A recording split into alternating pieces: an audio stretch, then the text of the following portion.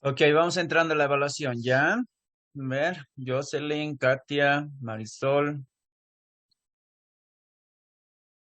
Eso, Jocelyn ya la tenemos. Katia, muy bien.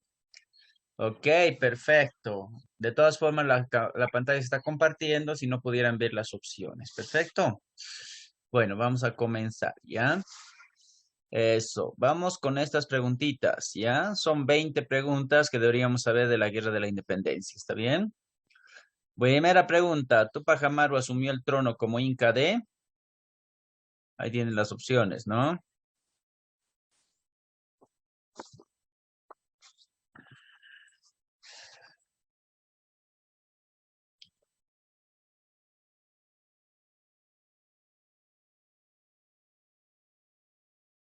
Eso, muy bien. Una sola persona respondió. ¿Qué pasó? A ver, vamos con el siguiente. Siguiente pregunta. Fortaleza donde fue apresado Tupac Amaru primero. Tenemos en rectángulo, perdón, en cuadrado hay Ayarchuki, en triángulo tenemos Tuncuzumpa, en redondo Sacsayhuamán y en rombo Achaychala.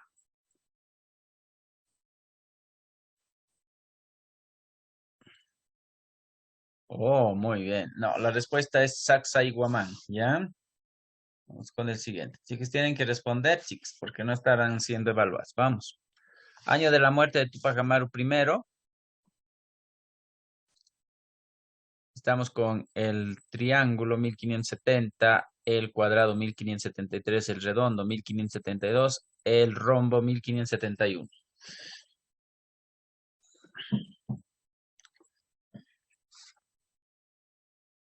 Eso, bueno, la respuesta es 1572, ¿no? Vamos con el siguiente. Tupac Amaru primero fue sentenciado a morir. El rojo quemado, amarillo colgado, celeste por el garrote y verde decapitado.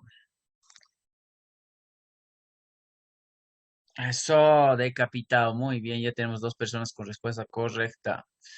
Muy bien, vamos con el siguiente. Tomás Catari en Chayanta asumió el cargo de rojo es alcalde, amarillo cacique, celeste corregidor y verde gobernador.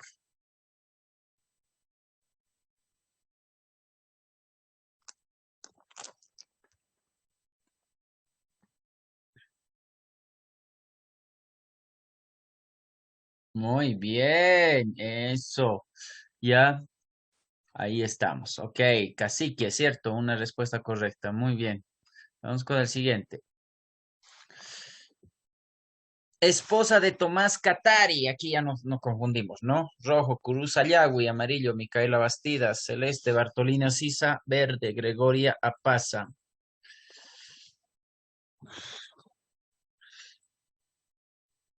Eso, una sola persona respondió correcto, ¿no? Cruz Ayagui, muy bien. Vamos con el siguiente.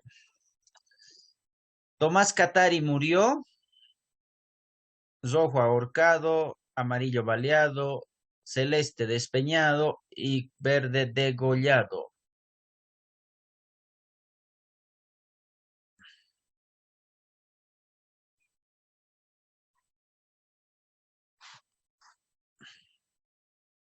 Muy bien, murió despeñado. Dos personas, respuesta correcta.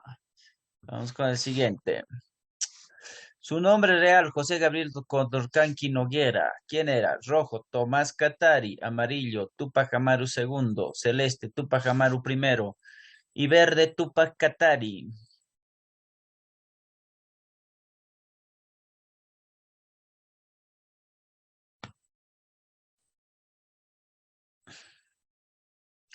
Eso, muy bien. Tupac Amaru II. Una respuesta correcta. Ok, Jairo. ¿Está ahí, Jairo? Sí, profesor. Puedes entrar a la evaluación, Jairo, si gustas. Y el ¿Ya? enlace. Ahí lo tienes en el chat. Ah, no, recién entraste vos, ¿no? A ver, otra Sí, vez profesor. te voy a mandar aquí un ratito. Ok, otra vez. Sas, sas. Ahí lo tenés, ¿ya? Ahí tienes el enlace nuevamente. ¿Está bien?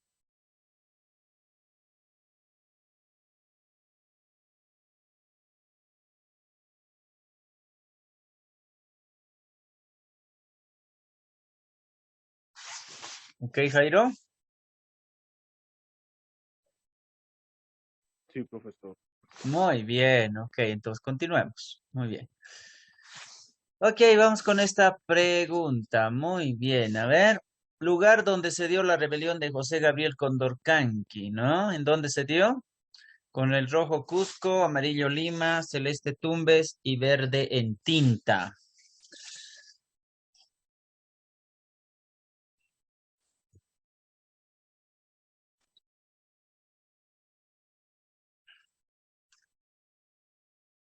Eso, muy bien, en tinta, una persona con respuesta correcta. Vamos con el siguiente, a ver. Esposa de Tupac Amaru segundo. Tenemos a Curuza Yagüe en el rojo, Gregoria Paz amarillo, Bartolina Sisa celeste y Micaela Bastidas verde. Eso muy bien, Micaela Bastidas, una persona, respuesta correcta. Vamos con el siguiente. Corregidor al que Tupac Amaru II apresó y mató luego de la entrega de dinero, animales y armas. Rojo, Areche, amarillo, Pizarro, celeste, Arriaga y verde, Miranda. ¿Cómo te apellidaba el corregidor?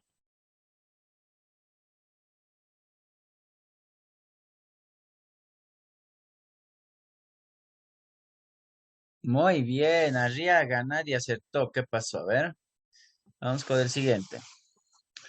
Nombre real de Tupac Katari. Ahí no podemos fallar, ¿no? Rojo, Juan Quispe. Amarillo, Juliana Paza.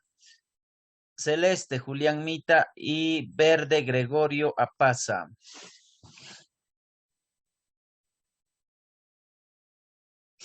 Eso, una persona, respuesta correcta, Juliana Paza, ¿no?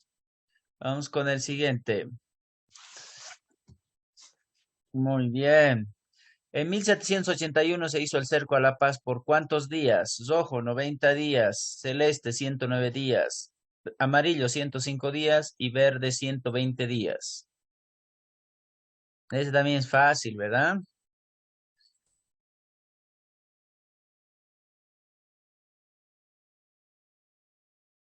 Así es, 109 días, dos personas, respuesta correcta.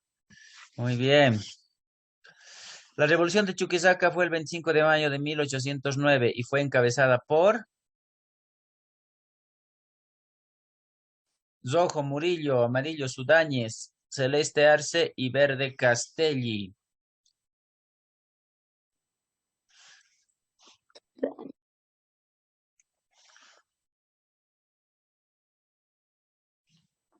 Muy bien, la respuesta es Jaime de Sudáñez. Dos personas, respuesta correcta. Vamos con el siguiente. La Revolución de la Paz fue el 16 de julio de rojo 1810, amarillo 1811, celeste 1808 y verde 1809.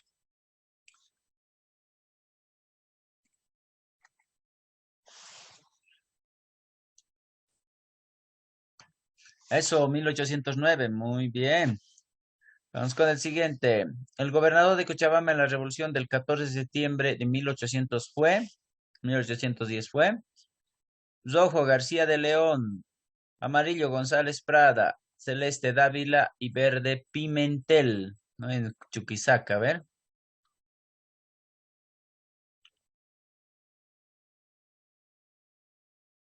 Cochabamba, Cochabamba.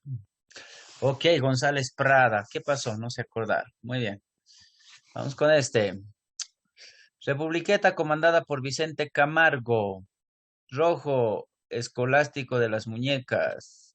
Álvarez Arenales. Amarillo, Cinti. Ese está fácil, ¿no?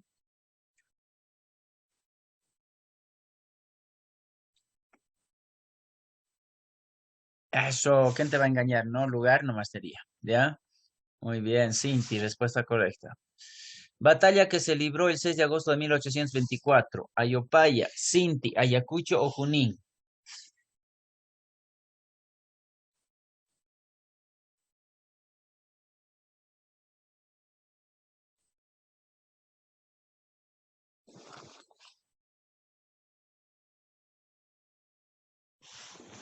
Eso, la batalla de Junín, muy bien. Vamos con este penúltimo. Nombrado por Fernando VII como virrey del Perú en 1824 de raza criolla. Rojo Pizarro, celeste de la Riva, amarillo de la Serna y verde Rivero.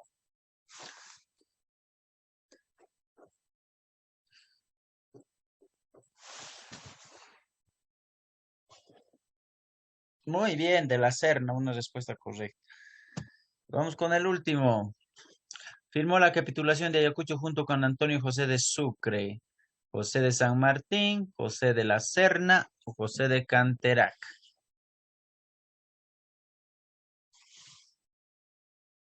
Eso, José de Canterac. Muy bien.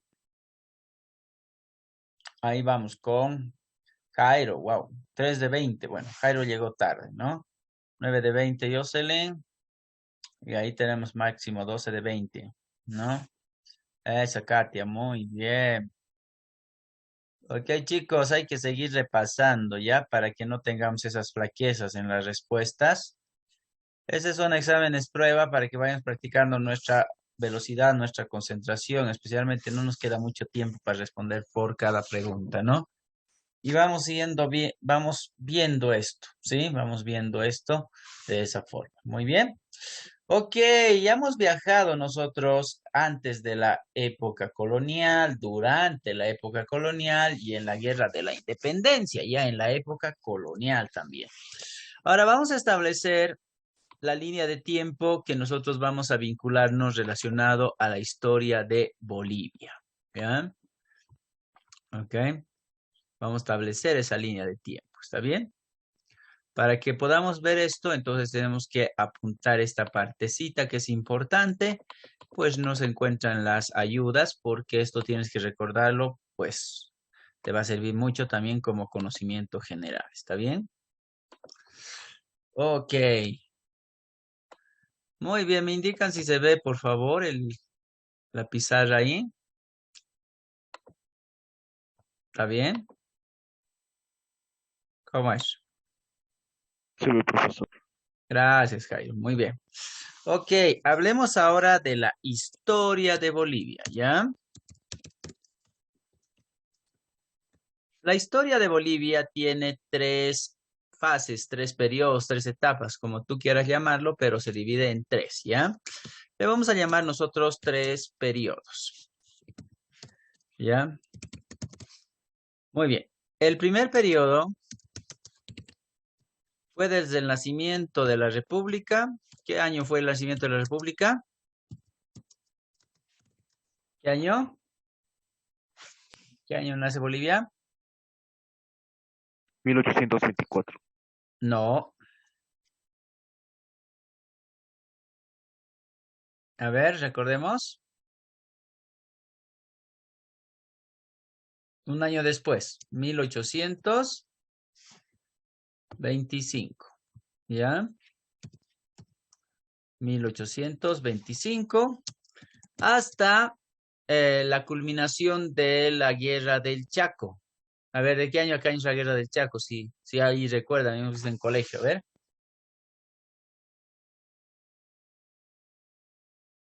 Nada. Ok. 1935, el primer periodo. Segundo periodo de nuestra historia es desde 1935 hasta la Revolución Nacional, 1952. Y en el tercer periodo es desde 1952 hasta hoy, ¿ya? Muy bien, ahí vamos con los tres periodos de la historia, ya el periodo de 1825 hasta 1935, el segundo periodo desde 1935 hasta 1952 y el tercer periodo desde 1952 hasta nuestros días. ¿Sí? Muy bien. Ok, a ver, una pregunta con relación a esto, ¿está bien? A ver, Katia, Profe, ¿qué marca el inicio del primer periodo de nuestra historia? la independencia de Bolivia. Eso. ¿Y qué marca la culminación de este primer periodo?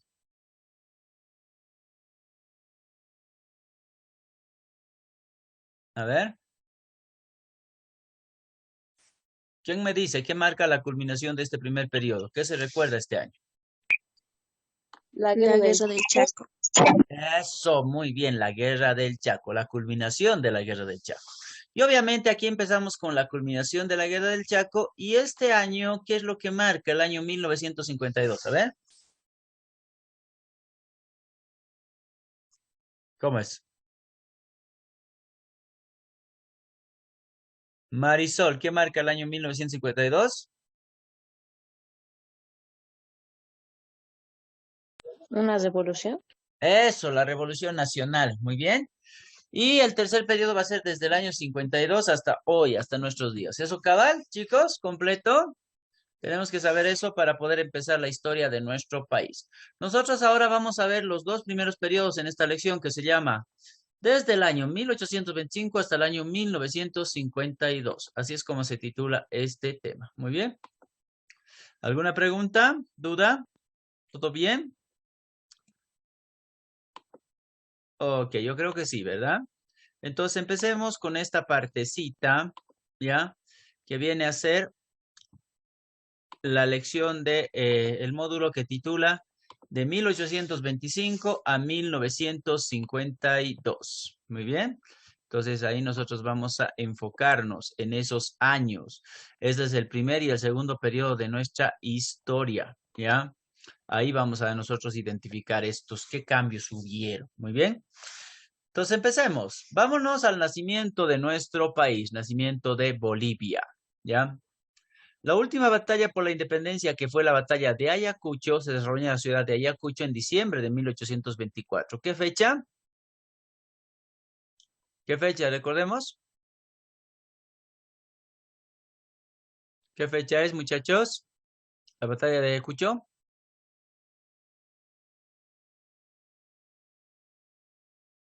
El 9 de diciembre de 1824. Así es, 9 de diciembre de 1824.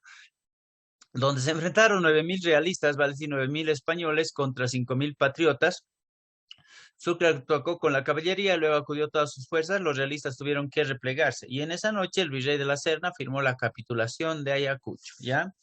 Significa la liberación de este país de los españoles. Una capitulación es un convenio en que se estipula la rendición de un ejército, ¿no? Y ahí vamos a tener nosotros la firma correspondiente, ¿ya? Después de esta victoria, la victoria de Ayacucho, Sucre se dirigió a el Alto Perú, es como se llamaba lo que era el virreinato del Río de la Plata. La población estaba decidida por su emancipación. En febrero de 1825 llegó al desaguadero, donde Casimiro Olañeta, quien lo vemos aquí en la fotografía, ¿ya? Lo convenció de convocar a un congreso donde el Alto Perú debía decidir su futuro. Simón Bolívar deseaba la Gran Colombia y no el nacimiento de Bolivia en solitario, porque Simón Bolívar ya administraba la Gran Colombia desde el año 1821. Entonces se va a crear una asamblea deliberante en el año de 1825. Se va a crear esta asamblea justamente con las intendencias correspondientes, ¿ya? Esta asamblea va a empezar sus consultas en Chuquisaca en junio de 1825. Sucre no quería empezar sin la presencia de Bolívar, así que recién en agosto iban a tomar decisiones. La mayoría de los diputados optaron por la independencia en absoluto. Y bueno, y se va a elevar a cabo un acta de la independencia donde esta Asamblea General Deliberante o Asamblea Deliberante va a debatir sobre los siguientes aspectos. Lo primero es la restauración del imperio de los incas, vale decir que vuelvan a ser el imperio incaico, ¿no? Y eso era un poco complicado. Lo segundo era la autonomía e independencia con la creación de un nuevo estado. Ahí podríamos nosotros identificar que ya el nacimiento de una república. Tercero, el hecho de que el país se una al antiguo virreinato del Río de la Plata, vale decir a Argentina, o el hecho de que el país se una a la nueva República del Perú.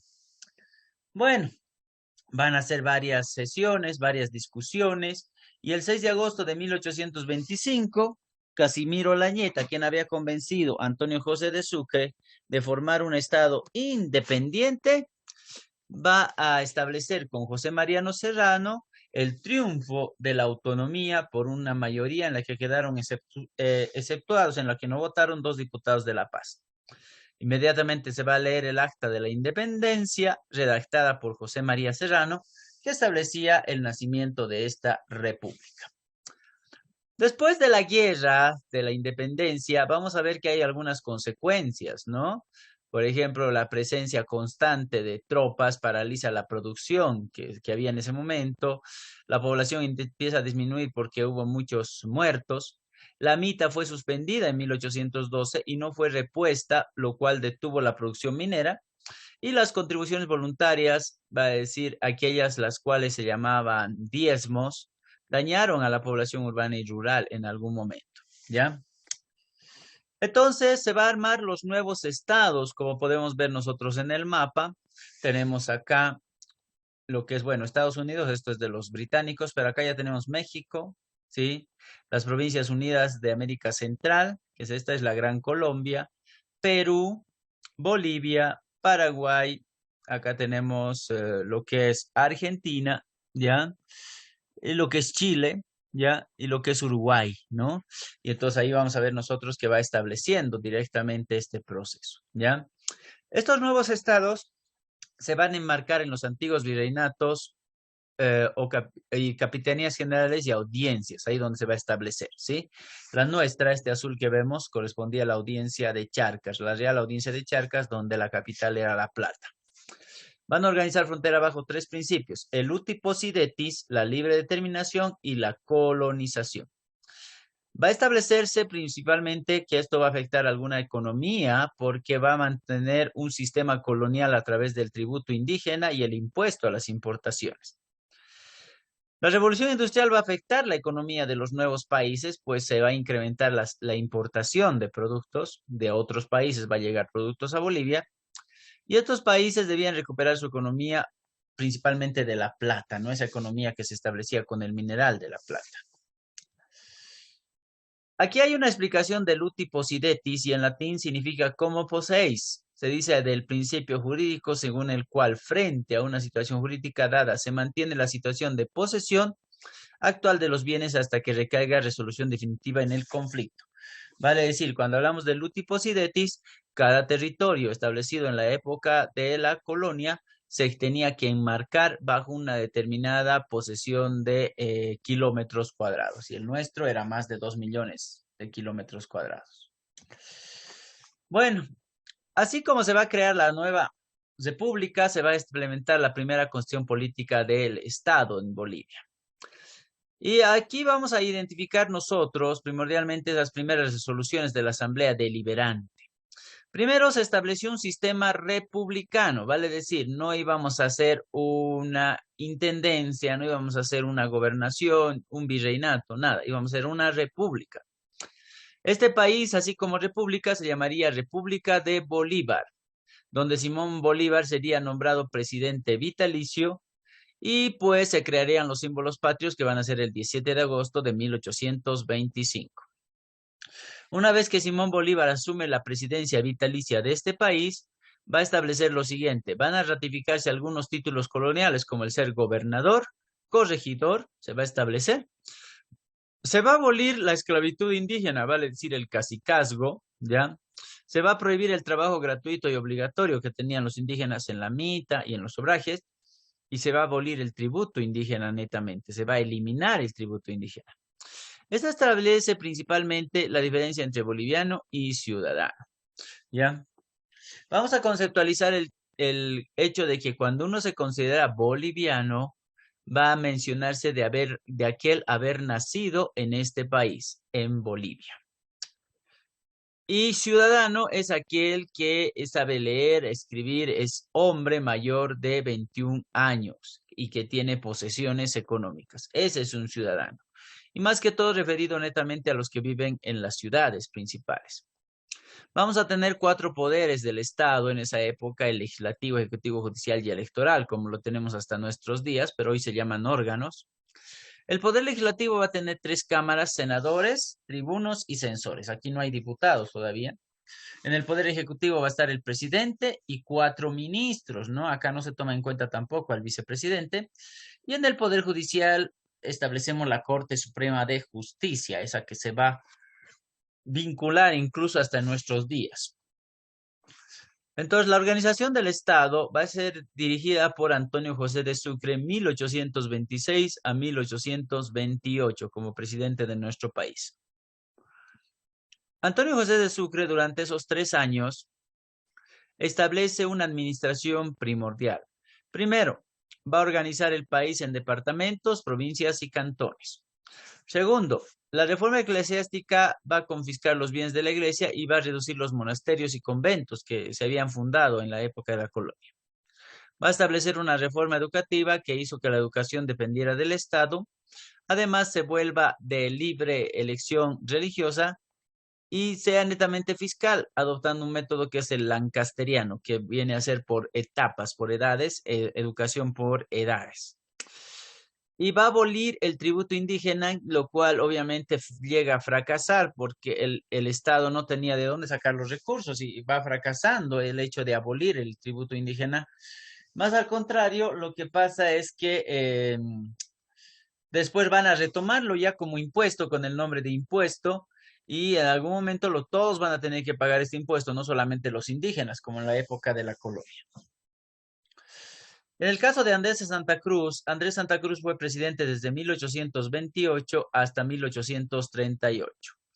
Él va a aprobar en 1871 una nueva constitución política del Estado donde le da más poder al presidente. Su poder duraba 4 años y podía disolver el Congreso, o sea, el Congreso estaba por debajo del presidente.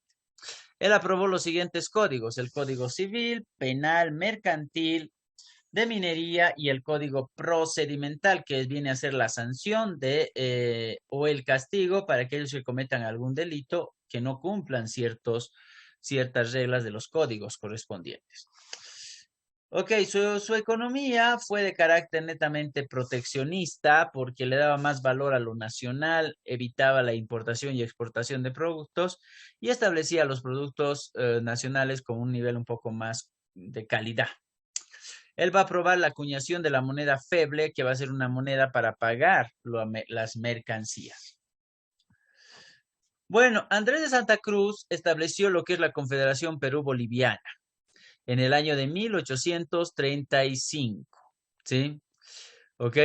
Vamos a establecer principalmente que a causa de esta fusión se van a generar algunos enemigos internos y externos. Uno de ellos es por el país de Chile, ¿sí? Y bueno, y se va a romper la alianza entre Perú y Bolivia en el año 1839, un año después de la salida de Andrés de Santa Cruz de la presidencia. A Santa Cruz le siguió el gobierno de José Vallivian, que combatió y derrotó tropas peruanas en Ingavi y se ocupó de colonizar el oriente. Aquí lo tenemos a José Vallivian, ¿sí? Ok, establecido principalmente a partir de eso el término del caudillismo.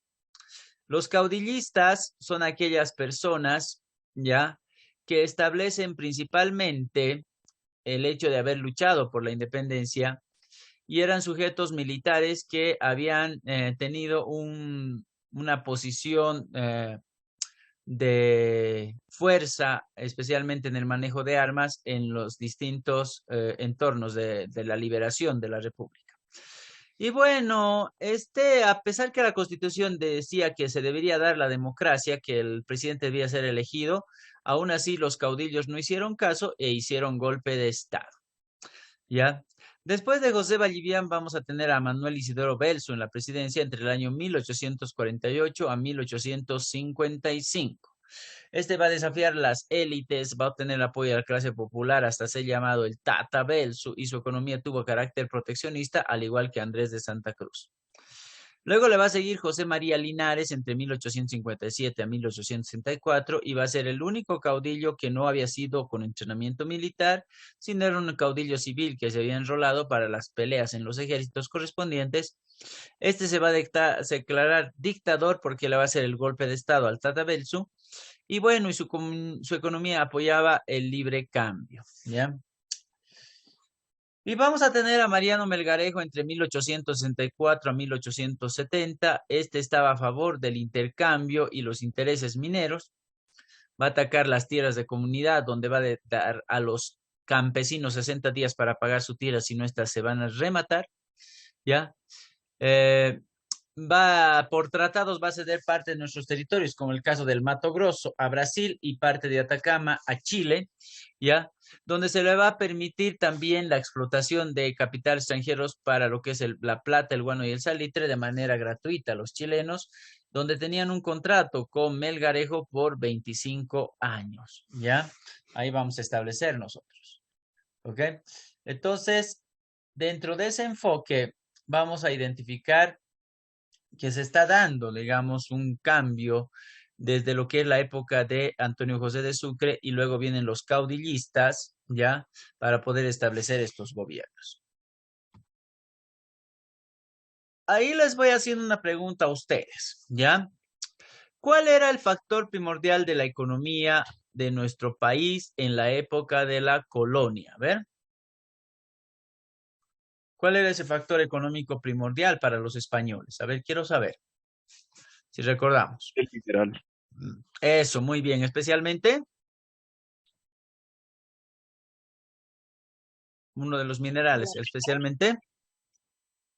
Cobre. No, La plata. la plata. Muy bien, así es, Katia, la plata. Entonces vamos a continuar nosotros con esto, que es a partir de la economía de la plata. Se llama esta partecita que vamos a ver, ¿ya? Ok. Muy bien. Bueno, sabemos muy bien que la economía de la plata establecía principalmente esa riqueza para los españoles, ¿no? Hasta 1809, 1810, cuando empezaron a eh, vaciar las arcas de la Casa de la Moneda, y ahí es donde se establecía que ya la plata iba a ser escasa en este país. Muy bien. Vamos a ver los dos periodos diferenciados de la plata. El primer periodo se va a caracterizar por una escasez del mineral entre 1810 a 1872, una escasez, o sea, no había mucho mineral en las distintas minas, no había mucha plata. Y claro, en 1872 van a empezar a descubrir este metal, ¿sí? En algunos lugares específicos, en La Paz, Potosí, Oruro, y esta se va a caracterizar por un auge entre 1872 a 1895. ¿Ya? Entonces, a partir de 1830, muchas empresas medianas, pequeñas, van a tomar el control principalmente y van a generar lo que vendría a ser esa explotación de este mineral. ¿Ya? Entonces, cuando estos pequeños propietarios vendieron sus minas, empezaron a crearse grandes empresas mineras, principalmente a manos de cuatro, de tres, perdón, de tres llamados patriarcas de la plata, ¿ya? Vamos a tomar en cuenta primero a Gregorio Pacheco, que lo tenemos en la parte superior. Él recibió minas por pago de deudas. Luego tenemos a Aniceto Arce, que lo tenemos al medio. Él inició las actividades comerciales y compró así acciones de la mina Huanchaca. Ya así es como se llamaba la mina de Aniceto Arce, Huanchaca. Y el tercero tenemos a José Avelino Aramayo, quien era comerciante y adquirió Compañía Real Socavón del Cerro Rico de Potosí. Ellos fueron llamados los patriarcas de la plata y empezaron a modernizar lo que era la parte de las minas. Pacheco y Arce, estos dos de acá, llegaron a ser presidentes en la época de los conservadores. A partir de 1895, pues la plata empieza a caer totalmente porque ya no se consideraba las monedas como un elemento fundamental de pago, sino estas sustituidas por los billetes, ya por el papel. ¿Está bien? Ok. A ver, repasemos los patriarcas de la plata. A ver. ¿Qué dices? Marisol, ¿cuáles son los patriarcas de la plata? Solo dame los nombres, a ver. Gregorio Pacheco, Aniceto Arce y José Avelino Aramayo. Eso, muy bien. Y de estos tres, ¿quiénes fueron presidentes de la República y en qué época? ¿No? A ver, ¿qué dice Katia?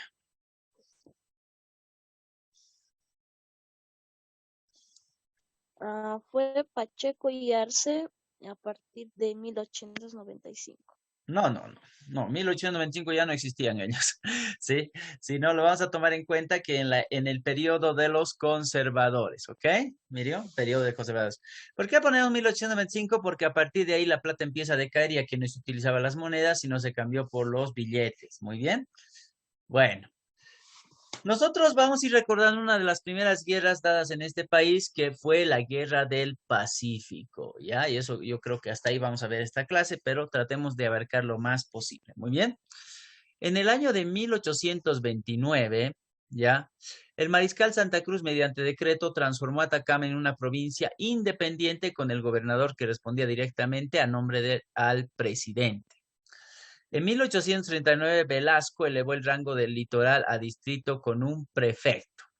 En enero de 1867, el gobierno de Mariano Melgarejo creó el departamento del litoral y este políticamente se dividía en dos provincias: La Mar, capital Cobija, que era además capital de todo el distrito de Atacama, y también tenemos a capital San Pedro de Atacama. Ya, esa es la creación del departamento del litoral. El departamento del litoral, comúnmente llamado litoral boliviano, fue designación de la extensión de costa del desierto de Atacama que integró el territorio boliviano desde 1825 hasta 1879. ¿Por qué hasta 1879? A ver. ¿Qué dice? ¿Por qué hasta 1879? Porque luego fue la Guerra del Pacífico. Eso, porque ese año empezó la Guerra del Pacífico. Perfecto. Antes de nacer Bolivia como Estado independiente, estos territorios formaban la Intendencia de Potosí, que comprendía dentro de la Real Audiencia de Charcas. Luego de la independencia pasa a ser parte de Bolivia como nación heredera del territorio charqueño, vale decir, porque obviamente antes se llamaba Charcas, ¿no? Bueno, la decadencia económica de Cobija, sumada a los movimientos telúricos, ha habido como una especie de un terremoto en esa época, afectaron el determino en los hechos desde el año 1875, la capital del departamento fuera Antofagasta. Al nacer la República del Litoral tenía alrededor de 3.700 habitantes. En 1855 tenía 5.500 habitantes y en el momento de la guerra alrededor de 15.000 habitantes. ¿Por qué? Porque la mayoría eran de población chilena, ¿no? Vamos a nosotros ya ver un estudio profundo de esto. Bueno, ¿por qué se dio la guerra del Chaco? ¿Ya? Ok. A ver, Jairo, vamos leyendo, por favor.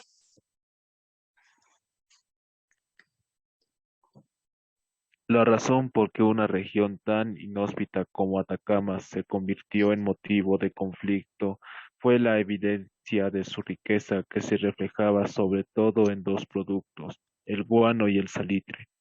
En la época colonial, la potasa extraída de las sales se usó para la fabricación de pólvora, pero a partir de 1830 se constató su poder estimulante a la productividad agrícola. Complementario del guano, el salitre tuvo una gran demanda como fertilizante agrario consumido por naciones europeas y Estados Unidos. Fue explotado y exportado intensivamente. Muy bien, gracias. Entonces, el motivo por el que se daba esta guerra era, claro, un poco tenía que ver con la situación de que los chilenos ya estaban ocupando anteriormente el territorio, pero más que todo era por el guano, el salitre y lo que es la plata que existía en Caracoles. Bueno, en 1830 vamos a nosotros tomar en cuenta de que se extraía las sales, principalmente en relación a lo que era el salitre para la fabricación de pólvora.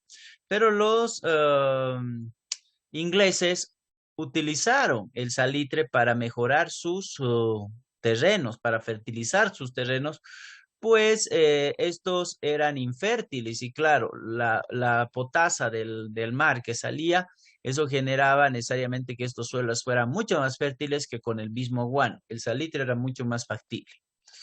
Ya que pues los ingleses empezaban a establecer principalmente como un proceso de explotación primordial esto es lo que vendría a ser este consumo, ¿no? Y por esa misma razón les ayudaron a los chilenos para que la guerra fuera en favor suyo, ¿ya? Vamos a ver que en el año 1870, esta noticia de la gran riqueza de la plata en la zona de Caracoles, en la que se encontraba entre Mejillones y San Pedro de Atacama, despierta una verdadera fiebre en su momento de auge. Convirtió a Caracoles en una población de más de 10.000 habitantes, con una producción entre 60.000 y 80.000 marcos de plata. En 1875 se vio esto, ¿ya? Contra los 50.000 marcos de plata de todas las minas bolivianas. O sea, significaba que en la mina Caracoles tenía mucho más opción de ser explotada la plata. Bueno, vamos a nosotros identificar que el 14 de febrero de 1878, ante la evidencia de la pobreza de la región y la consecuencia del terremoto de 1877, que estos son los efectos telúricos que hablamos anteriormente, el gobierno boliviano estableció un impuesto de 10 centavos por cada quintal de salitre exportado del puerto de Antofagasta. ¿Quiénes tenían que pagar esto? Obviamente los chilenos. La disposición pasaba por alto el Tratado de 1874, que establecía principalmente que Chile tendría 25 años para sacar el producto sin pagar ningún tipo de impuesto. Chile tomó el vuelo, la excusa que le daba la nueva ley, y decidió la agresión. Había encontrado la razón que esperaba para atacar y lo hizo, ¿no? Establecimiento primordial de la guerra. Lo primero que va a hacer en el año 1879, un año después, va a ser la invasión a Antofagasta. 14 de febrero de 1879, invasión a Antofagasta. ¿Ya? Esto lo va a hacer con 2 barcos, el Blanco Encalada y Cochrane, como se llamaban sus navíos chilenos, ya que estaban totalmente armados. El prefecto Zapata carecía de un mínimo efectivo con que encarar una defensa, por lo que el desembarco de las tropas chilenas fue solamente un paseo, no atacaron. Muchos de los habitantes bolivianos se sintieron ofendidos en ese momento porque los chilenos ya querían invadir este territorio. Pero solamente había 600 bolivianos en un hábitat de 6.000 habitantes, había solo 600, entonces los tuvieron que expulsar de Antofagasta para adueñarse de este territorio. ¿Ya? Entonces Chile defendía cumplidamente los intereses del capitalismo inglés, porque los ingleses son los que le pedían esto, ¿no?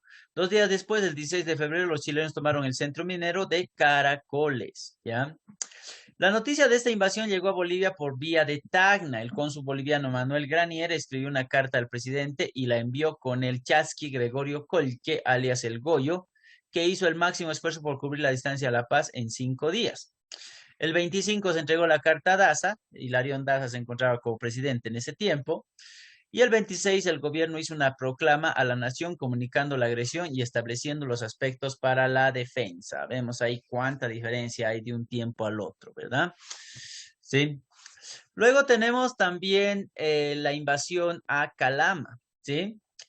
Ok, en Calama se organizó la defensa al mando de Ladislao Cabrera, quien era como el encargado de proteger este sector, ¿ya?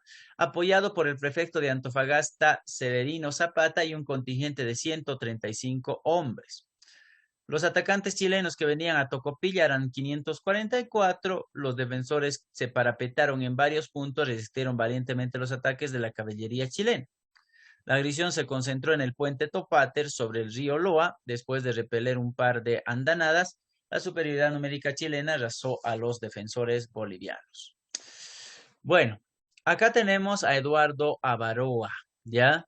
Hay que hacer un refuerzo en esto, porque cuando hablamos nosotros de la invasión a Calama, vamos a hablar del 23 de marzo de 1879. La invasión a Antofagasta el 14 de febrero de 1879, ¿ok? Ahí vamos con las fechas correlativas, ¿está bien? Primero invasión a Antofagasta y luego la invasión a Calama, ¿sí? Ahí vamos a ir identificando nosotros, ¿ya? Bueno, conozcamos a Eduardo Avaroa. Va a ser el héroe de Calama, que nace en San Pedro de Atacama en 1838 y muere a los 41 años. Él enfrenta a los contingentes, ¿ya? Era el alcalde de Atacama, ¿ya?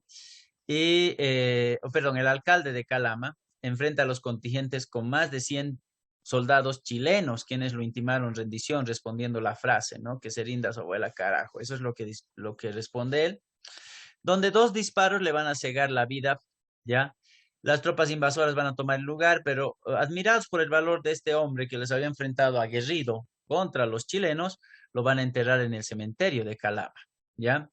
Su acto de heroísmo se ha convertido principalmente en un ejemplo para nosotros porque lo consideramos como el héroe de la defensa del Océano Pacífico, ¿no? El héroe del litoral, así es como lo conceptualizamos a Eduardo Baroa.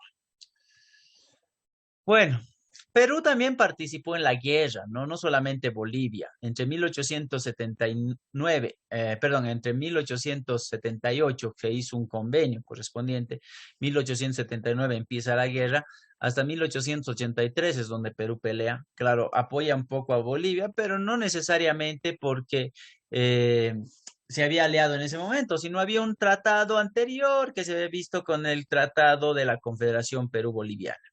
Perú ingresa al conflicto armado producto del Tratado de Alianza Defensiva con Bolivia. Perú cargó los gastos bélicos a Bolivia con el argumento de que se unía a nuestro país para defender los territorios bolivianos tomados por Chile y no por su propia heredad. Después de la ardua negociación, se avino a recibir como pago el 50% de las rentas aduaneras de Bolivia hasta un máximo de 400,000 pesos. El presidente de Perú en ese tiempo era Mariano Ignacio Prado, ¿ya? Entonces vamos a identificarlo Bueno, una de las últimas batallas donde participó nuestro país va a ser la batalla del Alto de la Alianza, que esta va a empezar en el año de 1880, el 26 de mayo. El objetivo de Chile era Tacna, que era un territorio peruano, y para ello había preparado un ejército de 19,000 hombres. Las fuerzas bolivianas y peruanas sumaban tan solo 12,000 hombres, 6,500 peruanos y 5,500 bolivianos. Bueno, en esta batalla hubo más de 5,000 muertos y heridos y quedaron regados en el campo los destacamentos Murillo y Zapadores de Bolivia y Tacna del Perú, y fueron la última resistencia donde Tacna cayó en manos de los chilenos. Esta batalla va a sellar la suerte de Bolivia y fue la última de la Guerra del Pacífico en que participaron las armas bolivianas.